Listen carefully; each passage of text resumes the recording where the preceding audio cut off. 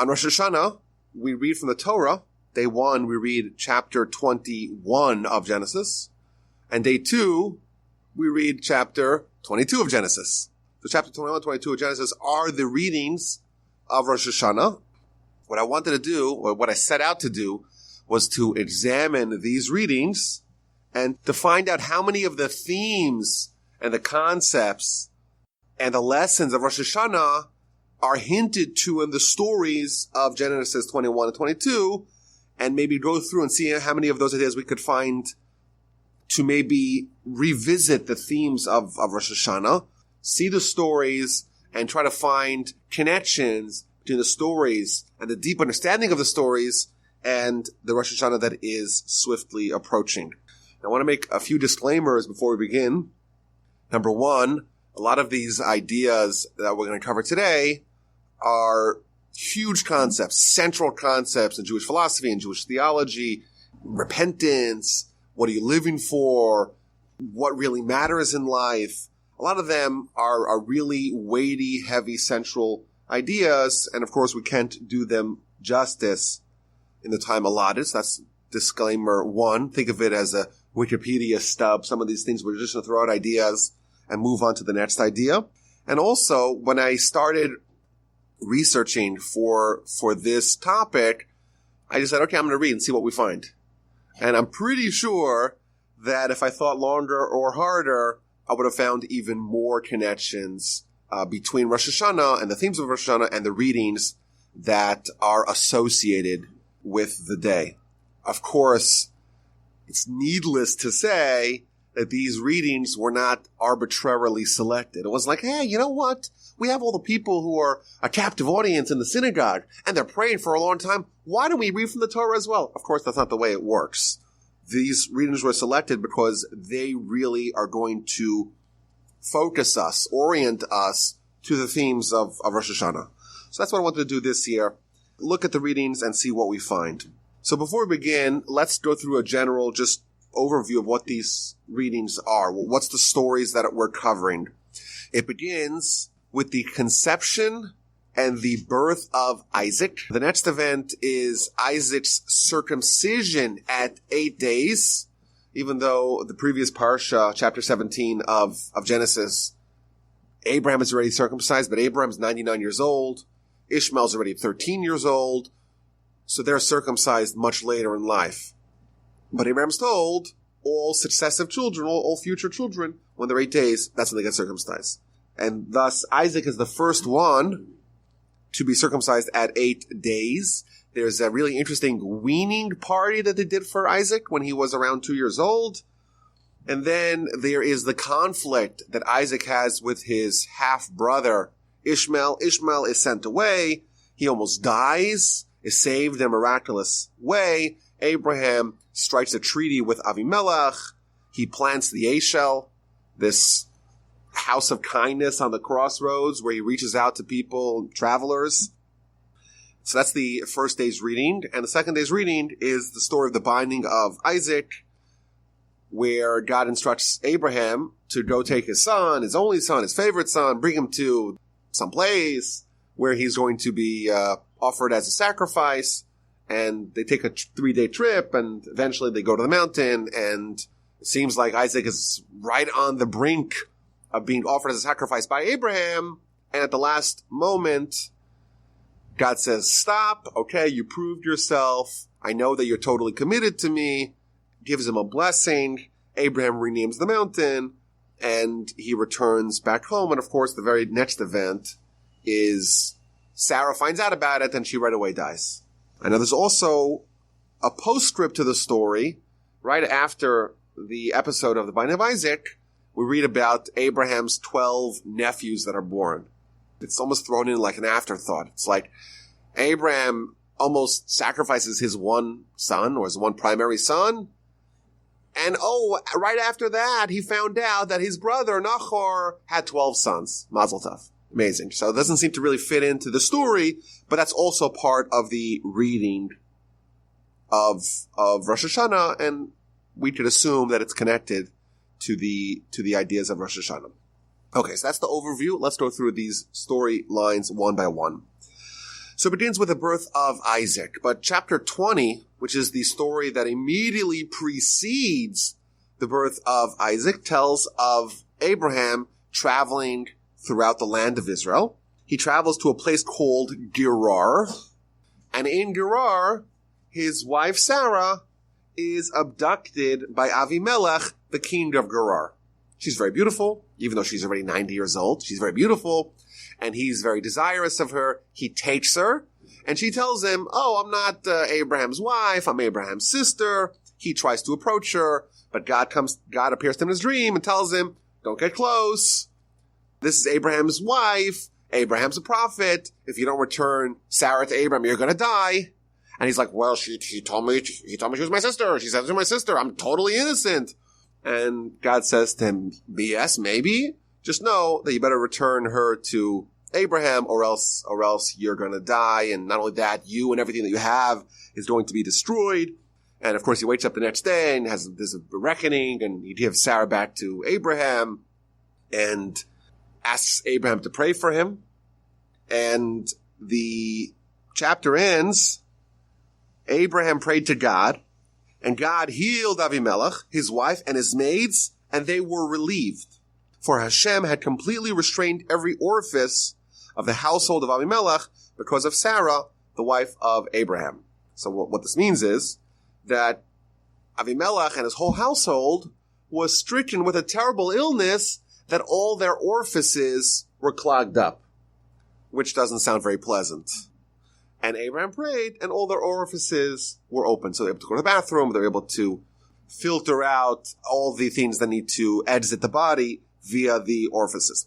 That's the background to the story. The very next verse, Hashem remembered Sarah. Sarah's 90 years old, well past her fertility age, and God remembers her. And he did for Sarah as he spoken. Sarah conceived and bore a son unto Abraham in his old age, and Abraham names his son as he was told by God. When God promised him a year prior, "You're going to have a son, name him Isaac." Indeed, this son is named Isaac. So Rashi begins the discussion by saying, wait a minute. We have this very unusual juxtaposition of Abraham praying that the orifices of Avimelech and his household open up. And indeed, that was successful. And then it seems like the same thing happens to Sarah. Her orifices, so to speak, that were clogged up, she wasn't able to have children, they also open up. That's not a coincidence. So says Rashi, that the reason why these two stories are juxtaposed is to teach you a very important lesson. When you beseech God for kindness for your friend, and you incidentally need the exact same thing, you need one thing. Your friend also needs that same thing. And you said, "You know what? I'm not just going to pray for myself. I'm going to pray for my friend as well." Therefore, when you pray in such a fashion, you pray for yourself and you pray for your friend, then your prayer is empowered. It gets stronger. It's amplified. And you're going to be answered first. That's what Rashi tells us, quoting from the Talmud. And therefore, Abraham prays for Avimelech, he needs the same thing, and therefore his prayer is answered, and therefore these two stories are connected. So that's the first idea that we find, again, the very first verse, and looking at the very first Rashi. The prayer of someone who prays for someone else is empowered, is made stronger, and thus is more efficacious. And the first question is, why is such a prayer more effective? Why is when someone prays for someone else, why does it make their prayer more effective? So I think there's an idea here that is very central to Rosh Hashana. The Nefesh HaChaim writes, Nefesh HaChaim is a late 18th century book authored by the primary disciple of the Gaon of Vilna, Rabbi Chaim Volozhiner, named after the city that he opened yeshiva in, Volozhin. So this book is a seminal book on Jewish philosophy. And he talks about prayer. He said there's different attitudes that someone can have with prayer. There's different attitudes. You can have a prayer and say, "You know what? God has the purse strings. He is impressionable via my prayer. And therefore it makes sense for me to go pray and ask for what I want." I want help. God has the power to help me. And therefore, it's appropriate for me to go ask God for my needs or for my desires. That is a legitimate form of prayer. However, we find out that the highest level of prayer is almost altruistic prayer, where someone is not praying for their own individual needs. Rather, they're praying to try to perfect humanity and to perfect mankind and to reveal God in the world. When we say that Abraham began the process of tikkun olam, Abraham began the process of fixing the world, what does that mean? It means that Abraham began the efforts to publicize the name of God in the world. That's Abraham's role in history, and our mandate as the nation that Abraham spawned, our mandate is to continue his job, to complete what he began, to reverse the sin of Adam, to restore God's dominion and hegemony and presence in the world. That's the highest level of prayer, where someone is praying not for their needs, so to speak, but for the needs of this mission of Abraham of revealing God in the world, almost like praying for God himself, praying for God's agenda. And he points out, he says, if you look at the prayer of Rosh Hashana, we say, Talmud tells us, that's when all the goodies for the whole year are being dispensed. And therefore you would think if there's any day of the year, any day of the calendar, where we should be praying for our needs, for our agenda, for what we want for the upcoming year, it would be Rosh Hashana. That's what you would think. Yet you look at it and there's nary a reference of any of our own desires. The only thing we pray for is for God's name to be revealed in the world. It's a day of prayer, of revelation of God in the world. That's why one of the major themes is about God's kingship. That God is king, but it's hidden. And we're trying to reveal that. We're trying to make God's kingdom not something which is hidden behind the facade. Rather, it's revealed to all. That's the highest level of prayer. He points out also that the prayer, we know the Talmud tells us, corresponds to sacrifices. 3 daily sacrifices, really 3 daily sacrifice activities, 2 sacrifices plus 1 activity, and therefore 3 daily prayers. That's what the Talmud tells us. But he points out, what kind of sacrifices are these daily sacrifices that correspond to the daily prayers? We know there's all kinds of different sacrifices. Some sacrifices, you just kill the animal and you eat the meat. It's like eating steak. Animal's dead, the meat's kosher, and now you could go eat to your heart's content. That's many sacrifices. Yet we see that the sacrifices that are the ones that prayer is based upon are ones that are totally for God. And therefore the prayer, on its highest level, is prayer to try to effectuate the agenda of God to reveal God in the world. And therefore, what my grandfather suggested, that when I pray for other people, in effect, I'm praying for a more perfect world. And he added another deep point. This was a mind-blowing point to me. He said, the Talmud tells us that when someone is suffering, it's almost as if God is suffering. And again, this is a theologically problematic idea because we don't believe that God could suffer. But it's so to speak. That's what the words of the Talmud. So to speak, when someone is suffering, it's so to speak, God is suffering. And therefore, when you're praying, when Abraham is praying to heal other people, in effect, he's praying to relieve the pain of God, so to speak, and therefore to heal the people. And thus, when Abraham is praying for Avimelech and for Sarah and for himself, really what we're being told over here is that he's really praying for God. He's really praying to achieve that a more perfect world, a more fixed world, a world where Tikkun Olam is more manifest, a world where God is more manifest, and therefore his prayer is empowered, it's more effective, and thus he is answered first. I'm like, this is the very first verse that we're reading here on Rosh Hashana, and that's literally the theme of Rosh Hashana. The theme of Rosh Hashana is that all our prayers are about revealing God in the world. It's prayers not for us. It is for God. There is actually one prayer that we say in Rosh Hashana that's personal. we're making a personal request. And that's the prayer of Zachrenu L'chaim. Remember us for life. A teen who is desirous of life. Inscribe us in the book of life. A life that is for God. Even the prayer that when we're asking, we're beseeching God for life, to be inscribed in the book of life, we clarify. What kind of life are we looking for? A life that is dedicated for God. As we see again, a high level, but one of the central themes of Rosh Hashana is manifested right at the very first verse of the readings, and that is, there is this higher level of prayer that really is the agenda, the objective of Abraham, the agenda, the objective of his nation that he spawned, and of course, the theme of Rosh Hashanah, that we're having this touch point with the ultimate responsibility and mandate of our nation to reveal God's name in the world. That's for starters. So what happens? Abraham prays, and God listens, God remembers. Sarah conceives, Sarah gives birth. At the age of 90, she has a child. The child is named Isaac. The Talmud tells us something very fascinating. What day of the year did Sarah conceive on? And the answer, unsurprisingly, is Rosh Hashana. And Isaac was born several months later on Pesach.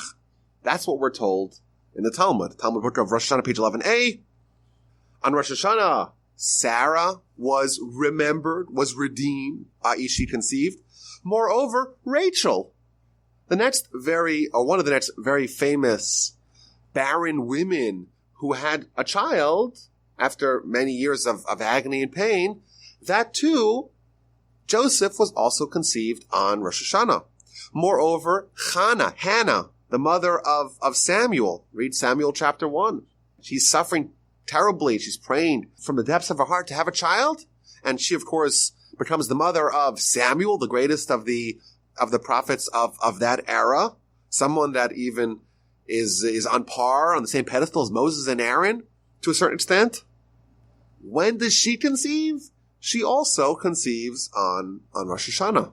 So there's this obvious connection here between what's happening to Sarah and the power that's inherent in Rosh Hashanah. Sarah changes. Our sages tell us, based upon verses, in a few verses you read, that Sarah's so excited, and she says, who is the one who said to Abraham, Sarah would nurse children? And the obvious question is, well, Sarah's not nursing children. She's nursing only one child. What does it mean Sarah is nursing children? So Rashi right away jumps on this. Again, we have to know that Rashi is the eagle-eyed observer of the verse. Wait a minute. Sarah has one child. Why is she nursing children? So says Rashi, quoting from the Talmud, a lot of people got very cynical. They said, well, Sarah was married to Abraham for 60 years with no children. And suddenly she spends a night with Avimelech. We know that nothing happened. But the cynics don't know that, this is not Abraham's child, this is Avimelech's child. So Rashi tells us a few things happened. That first of all, Isaac was a spitting image of Abraham, but also that the people also claimed that it wasn't even Sarah's kid. She brought in they found some kid in the street, they picked up some kid from the homeless shelter, from the orphanage, and that's the child. So what happened? All the neighborhood moms brought their babies to Sarah, and she nursed them all. That's what Rashi says. She nursed them all. That's part of the miracle. It wasn't just that, she was 90 years old. She's not breastfeeding. Oh no, this is bottles, right? No, she was able to nurse the whole neighborhood. And we find out that the natural wrinkles that she had, they also went away. Her skin restored itself to the skin of a young woman. Without the aid of Botox. Moreover, Sarah also quips, Sarah said, God has made laughter for me. Whoever hears will laugh for me. So everyone's laughing. Again, the name Yitzchak, the word for Yitzchak is laughter. Tzchok is laughter. And therefore he's named after this laughter. It's such an amazing, it's so happy. People are so exuberant that they're just laughing out loud. That's what the verse says. But Sarah says specifically not just, I'm going to laugh, but everyone's laughing with me. What does Rashi say? Quoting from the Midrash, Sarah wasn't the only barren woman that was able to conceive and bear children. Many other barren women as well became fertile with her. Many other ill people, sick people, were healed with her. Many other prayers were answered with her, and there was abundant laughter and joy and exuberance in the world. Everyone's laughing. It's just a total revolution that's happening. And the way it's explained on the Kabbalistic level, it's with the idea of ha'arat panim, which means the bright visage of God. And the idea is that God could choose to infuse the world, to bequeath to the world a lot of goodness. And that's called as if God's facing us. Or God could turn away from us, and then we're almost on our own, and then the world goes through periods of scarcity, bad luck, and just bad things happen to us. What's happening over here on this Rosh Hashana is that the entire world's changing. God is revealing his face to the world, and therefore all good things are happening, and people are they're drunk with joy. Everyone's laughing because it's just working out for everyone. There's a revolution, there is a change. And what our sages tell us is that this is not just a coincidence. Oh, it all happens to happen in Rosh Hashanah. Sarah, it happened in Rosh Hashanah. Oh, and Rachel and Rachel as well, and Hannah as well, and other good things happen to happen. Not just good things, transformative things that were not possible previous. Sarah was barren, and suddenly everything changes. Physiologically, she changed. What our sages tell us is that that's because of Rosh Hashanah. What is Rosh Hashanah? Again, it's the day of creation of man. Every year, we filter through that same day and that same power of that day. And thus, if this is the day of the creation of man, you visit that same juncture in spiritual history. That's the day where man could be created anew. The day before Rosh Hashanah, Sarah was barren. She was infertile. She could not bear children. If you take her to the doctor, the doctor says, I'm sorry, she does not have the ability to have children. Sorry. And you know what? That doctor would be telling the truth. Because the day before Rosh Hashanah, she was not capable. But what happens? Comes Rosh Hashanah, it's a new day, it's a new year, it's a new world. God is recreating mankind, and he recreates Sarah, then now she does have the ability to conceive. And you know what? She does conceive, but this also filtered out to the whole world. Everyone has now been given a new lease on life, and there's joy and exuberance everywhere, and the whole world is laughing. We believe in an infinite God, but a finite world. That's the Jewish belief. Infinite God, finite world. But because God is infinite, and he has to make some point where the finiteness ends, he has to make the parameters, the borders of the world.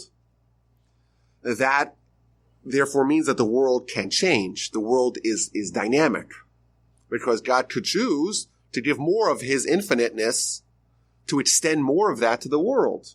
Or to curb that. That's the idea that we just mentioned, the idea of Harat Panim. God could turn his face, so to speak, to the world, and to endow the world with more goodness. Or God could curb the goodness. It means the world's in flux. The ratio of goodness is always changing. When is the day in the year which the rules that govern mankind, the rules that govern the world, the amount of latitude, the amount of finiteness that God decides to extend to the world, that changes. When does it change? On Rosh Hashanah. Every Rosh Hashanah, God says, okay, how much goodness is the world going to get this year? How much of my infiniteness am I going to endow to the world for this upcoming year? The previous Rosh Hashanah, Sarah was, okay, last year you were infertile, and you know what? This year you're going to be infertile again. That didn't change from the previous year. But Rosh Hashanah is the day where it gets evaluated. That's the idea of judgment. Every person, everything, it's decided what's going to be their future. How much is God going to give them? A life that we have, a breath that we take. Sages tell us every time you breathe, you have to thank God, because every time you're breathing, God says breathe. Now, of course, we could get into the minutia of that, and we could get very pedantic about it. But the big picture is that every time we breathe, it's because God says, I'm extending from my infinity, so to speak, the fact that you're going to breathe. And Sarah, on that Rosh Hashanah, Sarah was said, okay, now you are fertile. It's a new world. all the parameters of the world get readjusted each Rosh Hashanah, and therefore this is the day where everything changed, but this is the day that we too have the power to change as well. Isaac is born. At the age of 8 days, he is circumcised. I found this so striking that the day that we talk about the first 8-day-old circumcision, we talk about Rosh Hashanah. The day we read is Rosh Hashanah. And I don't want to get too technical here or too graphic here, but the idea of circumcision on a spiritual level is based upon the idea that every part of the body corresponds to a certain spiritual idea. For example, the right hand versus the left hand. We're told that the right hand of God is kindness, the left hand is judgment, and therefore the right hand is stronger than the left hand, and therefore there's more kindness that God dispenses to the world versus judgment. If it was the other way around, it would be a much harsher world. It's an idea that is ubiquitous in the Kabbalistic literature, and you find hints to it also, Rashi, throughout the Torah. The mitzvah of circumcision corresponds to the idea of the revelation of God's crown in the world.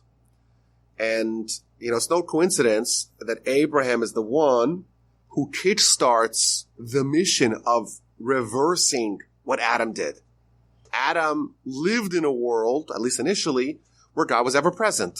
He did the sin, and thus he made God hidden, so to speak, and now the mission of mankind is to undo that.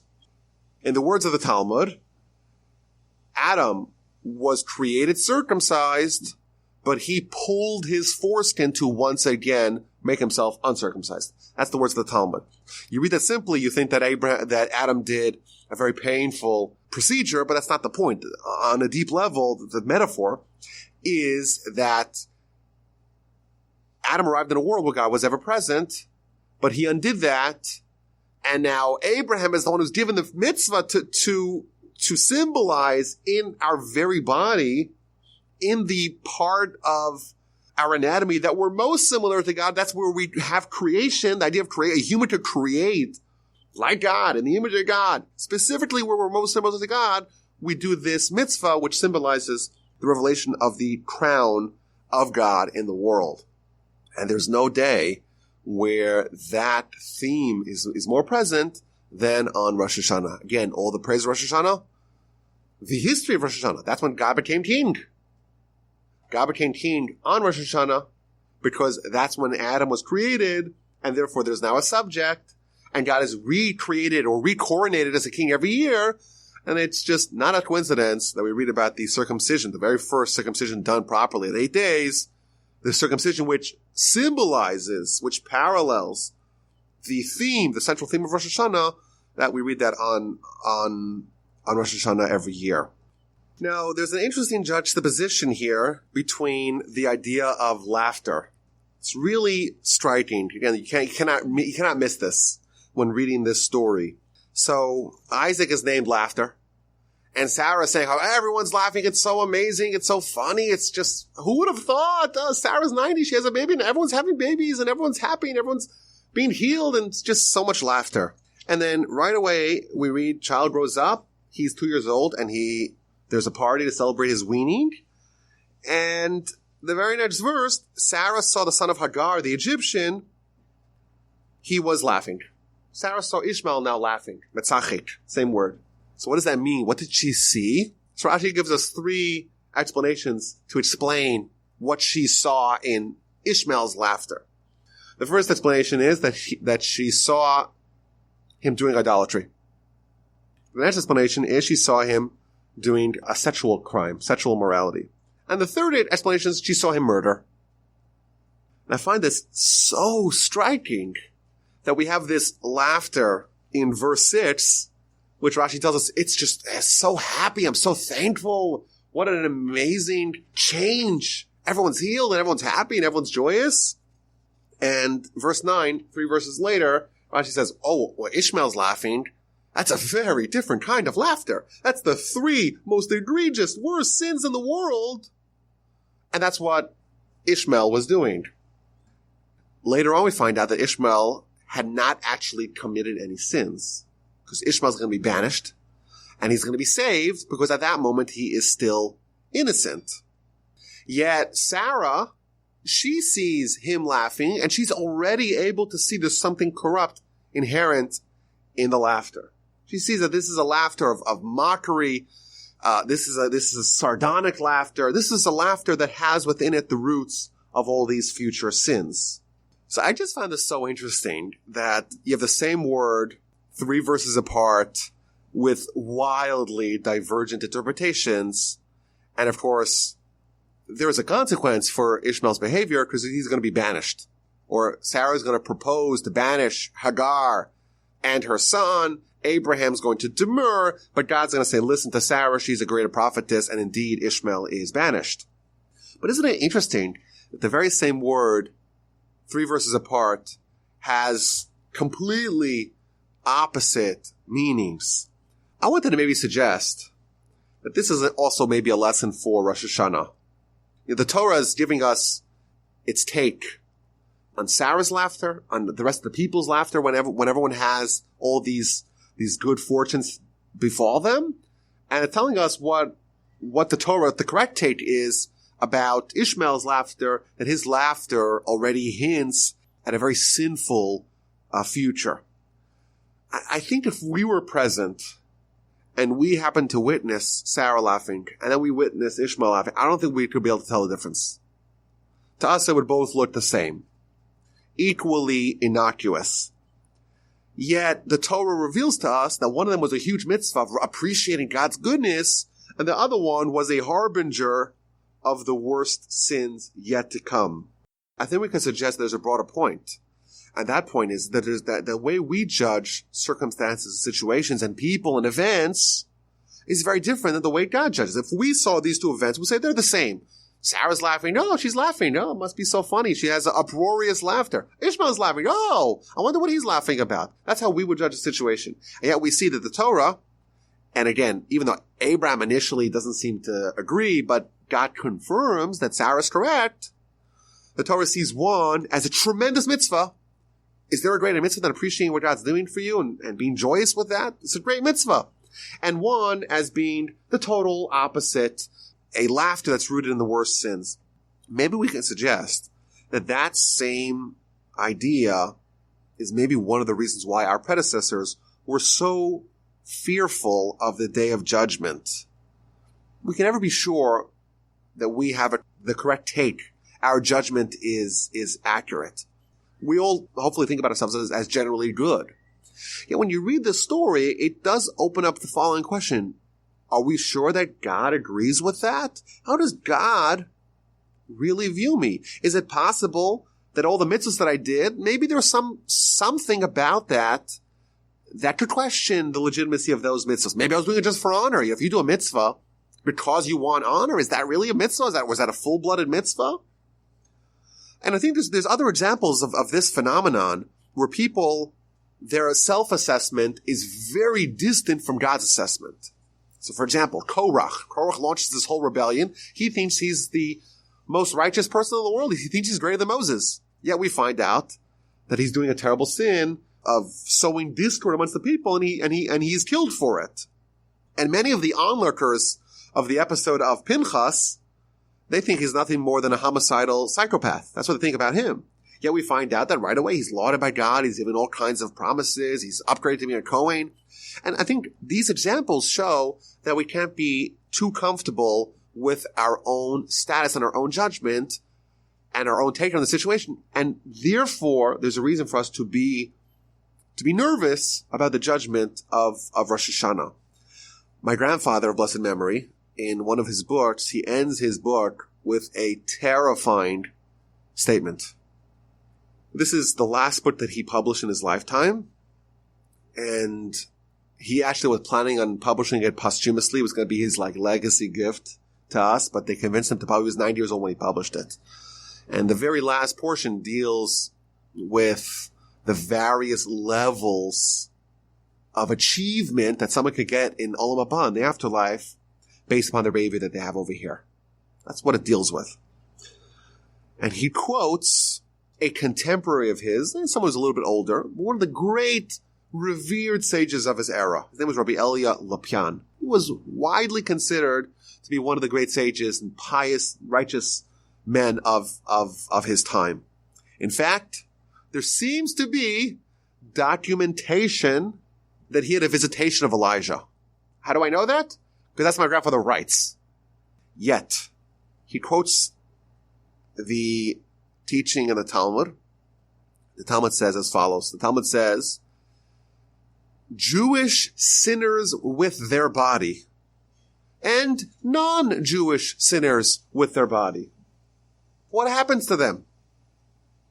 They descend to Gehenna, and they are judged in Gehenna for 12 months. And after 12 months, their body is destroyed, and their soul is nothing but a heap of ashes. And a wind comes, and the wind blows the leftover residue of their soul under the feet of the righteous. That's what the Talmud says. That's scary, right? That's kind of scary. So Rabbi Elia Lopian said that this, even though it sounds very negative, actually, this is a very high level of achievement. When someone's only burned in Gehenna for 12 months, and there's still something left of them, and the wind comes and blows it under the feet of the righteous, it's such a high level that he hopes that after he dies, he's able to obtain that level. That's what my grandfather writes about someone who allegedly had a visitation of Elijah. The tzaddik is like, he's so unsure with himself. Who knows? Have I accomplished anything? The self-critique is so intense, and the absorption of how Torah judges someone and how that could be wildly different than how we view ourselves, that was so ingrained that he said, I hope I even achieve this level. And to us, it sounds like this is the sinners, the people sit with their body. Oh, it's a terrible thing that they're burned for 12 months and whatever's left is swept under the feet. It sounds like it's terrible. And he's like, I really strive to hit that level. That's an illustration of how the righteous view themselves. And I think from this story and the contrast of the laughter of Sarah and the laughter of Ishmael, there is some credence to the idea of we really should not be too comfortable with our own stature, because who knows really what God really thinks of us? Who knows what it looks like when we get scrutinized by God, and the laughter that seems innocuous to humans, God puts the lens on it, and well, what does it mean? There's three things it could mean. It can mean either murder, or rape, or idolatry. That's how the Torah views it.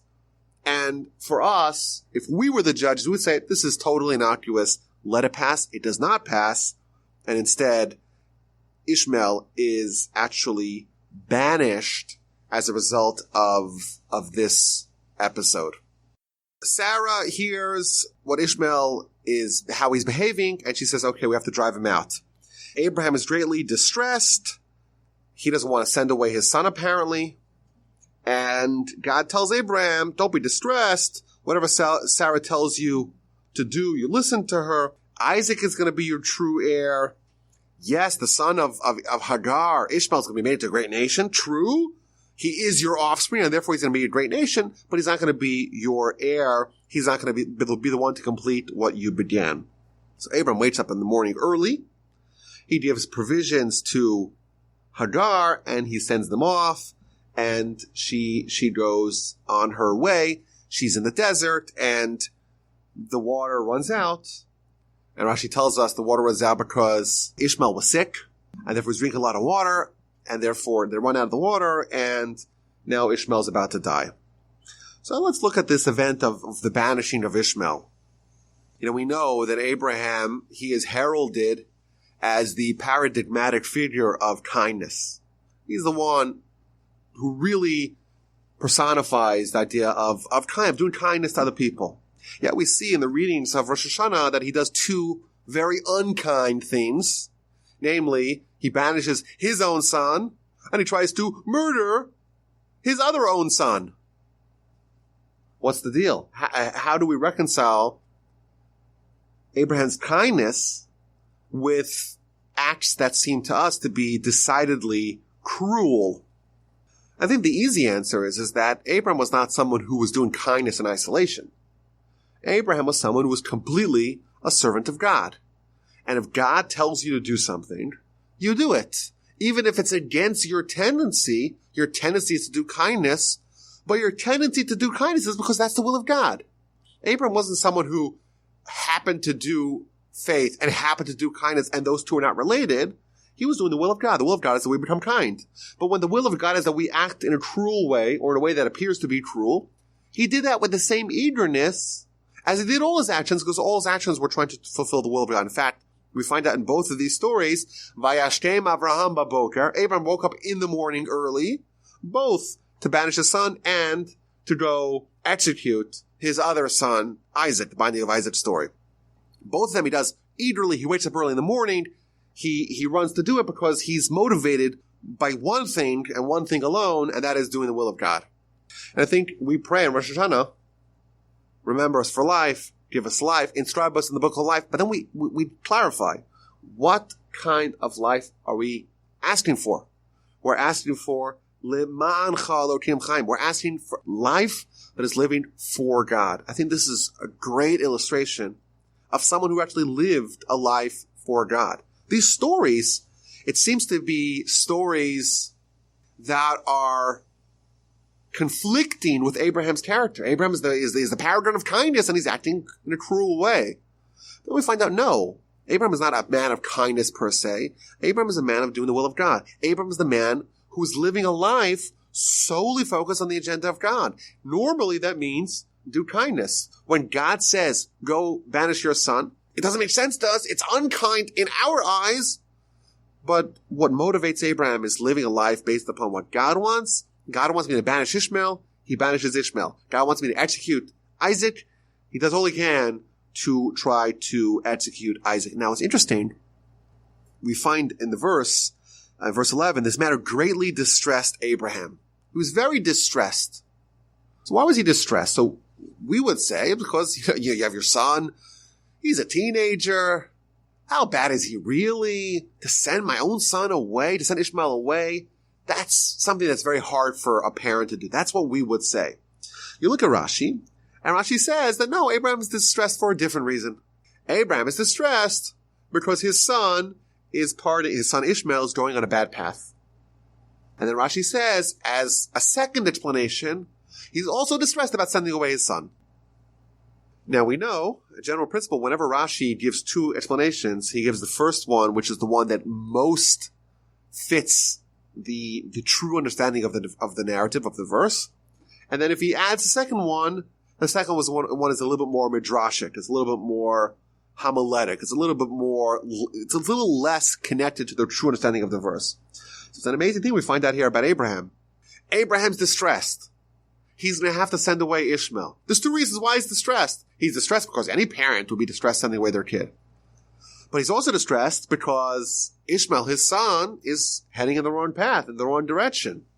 Which one of those emotions, which one of those feelings is more correct, tells us Rashi?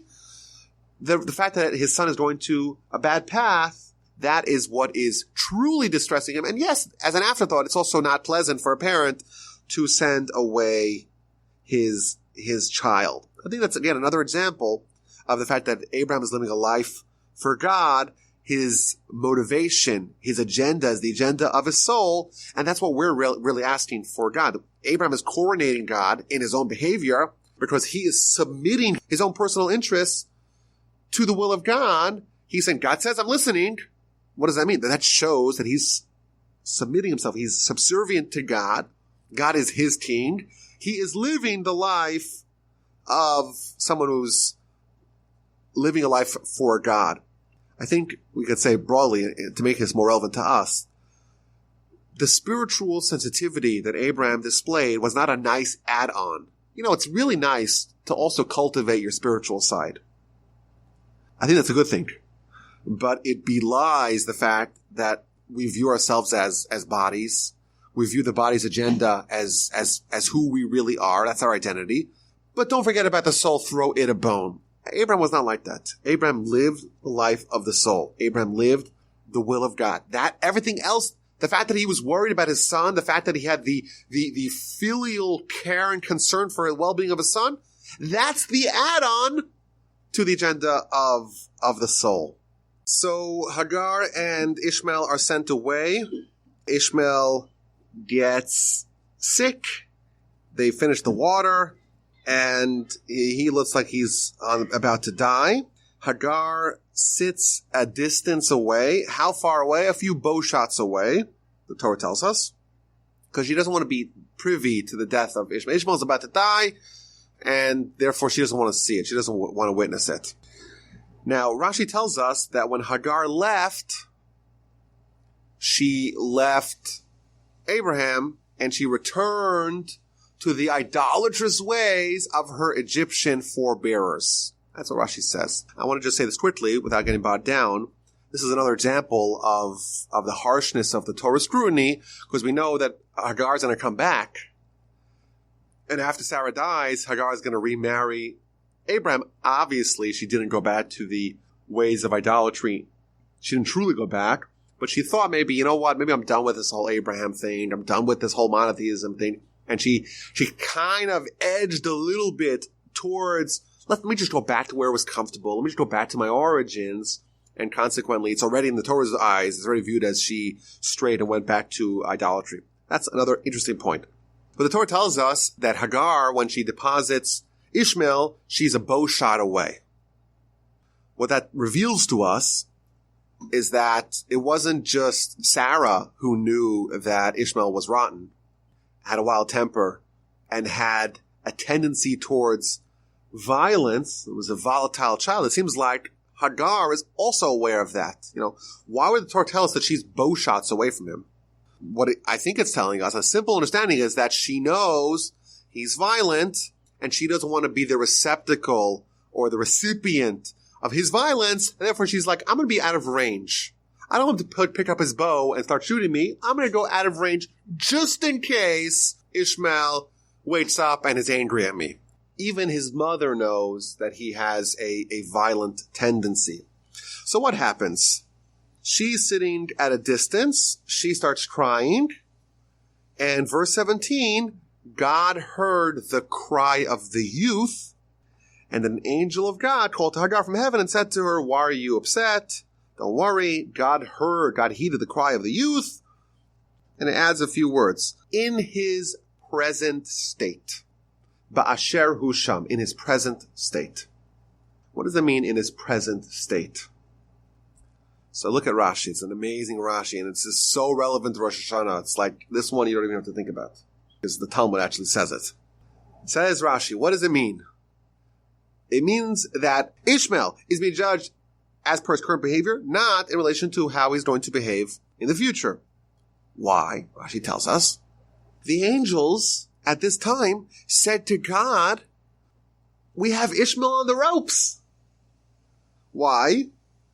We know that his descendants are going to cause all kinds of pain to the Jewish people. Let's just finish him now. Solve the problem. Nip it in the bud, right? Imagine how world history would be different if Ishmael doesn't get the water. And what does God tell them? God says to him, okay, what is Ishmael now? Don't tell me about the future. What is Ishmael right now? Is he righteous or is he wicked? And they said to him, well, he hasn't yet sinned. Sarah was able to see in his laughter the future, the what it portended. Sarah could see that, sure. But his current behavior right now is one of righteousness. And therefore, says God, I'm judging him as per his current behavior. That's what it says. God has heeded the cry of the youth in his present state, the way he is right now. Yes, Ishmael's a rotten boy. He has violent tendencies. He was justly banned from his father's home. And even his mother, she positions herself an arrow shot away, because who knows what he could do. He's a little bit of a loose cannon. Yet, God says, you know what? All these things are true. Nonetheless, his current behavior is one of righteous. And therefore, he's judged in relationship to his current behavior. Says the Talmud, a person is judged on Rosh Hashana in relation to their current behavior. And it quotes this verse. The verse says, God heeds the cry of the youth in his present state. Even if in the future he's going to sin, doesn't matter. Right now you're righteous, and therefore you're judged as with respect to how you are right now. And therefore, what do we see here? We see a tendency or good advice that on Rosh Hashana, make sure that at least on Rosh Hashana, we adopt the path, the behavior of righteousness. That at least on this one day, we shouldn't act in angry fashion. We shouldn't do too many sins. Try to speak pleasantly, be kind, be as righteous as we can, because when God is judging us, God's not judging us not in the past, not in the future, right now. How are we right now? It's a very important point. I want to make sure that our behavior is sterling, and that way that's how we should be judged for the upcoming year. It's a very deep lesson that I heard from my Rebbe. There's another place in Jewish literature where we find the exact opposite. Ishmael we're told that we judge him the way he is right now. Yet there is an entire law based upon someone being judged not the way they are right now, but the way they are in the future. And that is the Ben Sorer Umoreh, the wayward and rebellious son. That's the son who they're a little indulgent. They like the wine. They like the meat. They steal a little bit, some petty crime to fulfill their habits. Says the Torah, we got to execute them. A kid steals some money from his parents and buys some wine and eats it with bad company and has some meat. That's a reason to kill them? Says the Talmud, yes. Why? Because the Torah is able to extrapolate from their current behavior how they're going to be when they grow up. And if there is this combination, this cocktail, no pun intended, of events where someone is stealing at a very specific age and they're eating the meat, they get developing a habit for fine meat and fine wine, and they're hanging out with bad company, we know for sure they're going to be a life of a criminal, they're going to eventually murder people, and therefore we kill them now when they're innocent. So how do you reconcile that? On one end, Ishmael's like, yes, in the future he's going to be a murderer. Yes, sure. But right now he's righteous. Can't kill him. Whereas the Ben Somer, it's the exact opposite. We say, because in the future he's going to be a terrible person, he's going to be a murderer, we kill him right now. Literally the exact opposite. And all the commentaries ask this question, and all of them offer various answers. So, for example, one of the answers is, well, there's a difference between human courts and godly courts. Human courts judge in relationship to the future. Godly courts are the opposite. They only judge in relationship to the way the person is right now. And therefore, when God's judging him, it's the way, like Ishmael, it's right now. And whereas the human court, it's based upon the future. That's one answer. But my Rebbe, should live me well, he said a fantastic answer with a powerful lesson for us for Rosh Hashana. A person is judged in relationship to their current behavior, but not just their current behavior in isolation, their current behavior stretched out, extrapolated, played out over the future events of their life. Ishmael, yes, he was in the future going to be a sinner, but right now, he's righteous. And if we stretch out his behavior, if he continues on this path of righteousness, he'll forever remain righteous.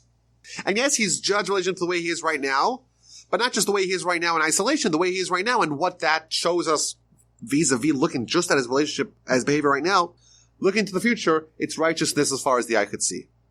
Whereas the Ben Sorer Umoreh, he's already behaving in a way that if we extrapolate the future, if we play it out, we know that he's going to become a murderer and a sinner, and therefore we kill him right now. It means there's no inconsistency. Both of them are judged the way they are right now, but with the way they are right now, spread out over the course of their lifetime, and Ishmael was righteous now, and spread over the course of his lifetime, where there's no indication in his current behavior that he's going to be the murderer, and therefore we have to judge him righteously. Whereas the Ben Sorer Umoreh, yes, he hasn't committed the murder yet, but if we extrapolate his current behavior over the course of his lifetime, we see that he will commit a murder, therefore even now he's already guilty. Let's take this idea and flip it on its head. When we are judged in Rosh Hashana, we're judged based upon our current behavior, but also the Almighty is able to kind of extend that current behavior into the future and to see what would happen if someone continues along that path to infinity. And therefore, Ishmael, he's just righteousness, and therefore, yes, something else is going to change, is going to disrupt his trajectory, but we don't see that yet today, and consequently, he's judged righteously. But what happens if someone says, you know what? I'm going to embark on a path of righteousness. I'm going to take the first step of a 1,000-mile journey towards total righteousness. How is that person judged today? They're judged per their actions today, but also extrapolated over the course of their lifetime. And if you start in Rosh Hashana and you say, you know what, today's the first day of me envisioning my new self, then you're judged based upon your current actions, but again, spread out over the course of your lifetime, you'll be judged righteously. And thus, again, a very valuable tip to how to make sure that we ensure that we are judged favorably in Rosh Hashanah, and our current behavior on Rosh Hashanah is one of righteousness. We have this benefit of saying God's not going to judge our current behavior in isolation, in a vacuum, rather extrapolate it over the course of a lifetime. And thus, if we take that first step, the Almighty already sees, if you continue along that journey, what it's going to look like. And that's a very good thing. And that's, again, a good tip to result in a wonderful judgment.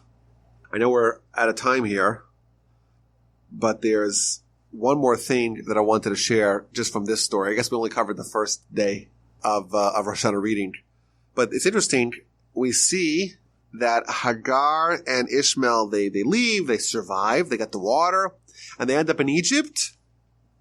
And what happens? He lived in the desert of Paran. His mother took a wife for him from the land of Egypt.